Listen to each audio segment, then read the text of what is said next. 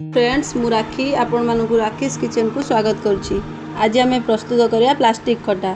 एथिपाई आवश्यक उपकरण गुड़िक हेउछि गोटे अमृतभंडा, चीनी 100 ग्राम, लेंबू 2टा, भुसंगा पत्र, सोरिष, जीरा, कंचा लंका, गोलमरिच गुंड, स्वाद अनुसार लुण, काजू, किशमिश।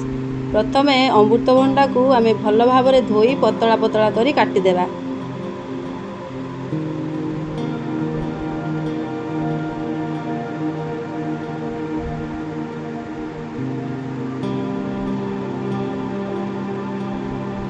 तापरे पैन ने पानी गरम करी से स्वाद अनुजाई लुण पकाई अमृतभंडा को कटा जाइतिबा अमृतभंडा को पकाई देबा।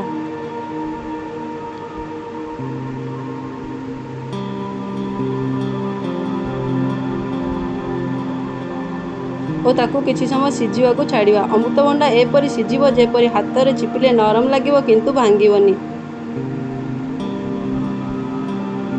तापरे एहा को छाणी तार पानी निगाड़ी देबा। तापरे पैन ने तेल गरम करी काजू किशमिश को भाजी नेबे। यह भाजी हो गला परे सोरिष, जीरा, पंच फुटण को पकाइबा और ता सहित भुसंगा पत्र और कंचा लंका को पकाई यह को भल भाव रे छुंक देबा। यह भल भाव रे छुंक हो सारिया परे सेथिरे 1 कप पानी देबा।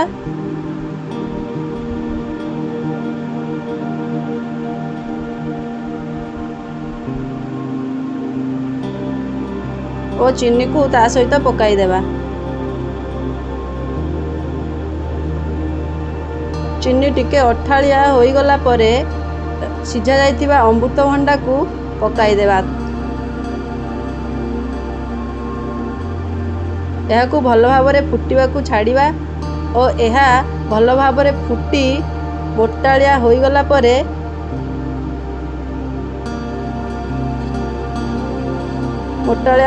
परे सेथिरे भजा जाइतिबा काजू और किशमिश को पकाई देबा। और यह संपूर्ण ठंडा होई गला परे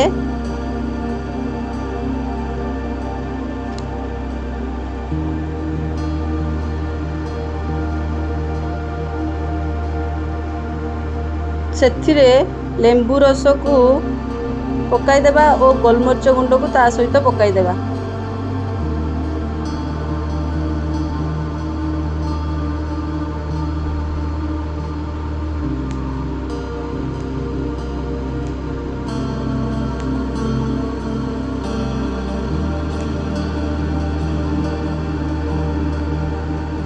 एबे प्रस्तुत हो गला आमर प्लास्टिक खटा। यह निश्चित थरे ट्राए करंतु और केमिति लागुची मते कमेंट रे जणांतु।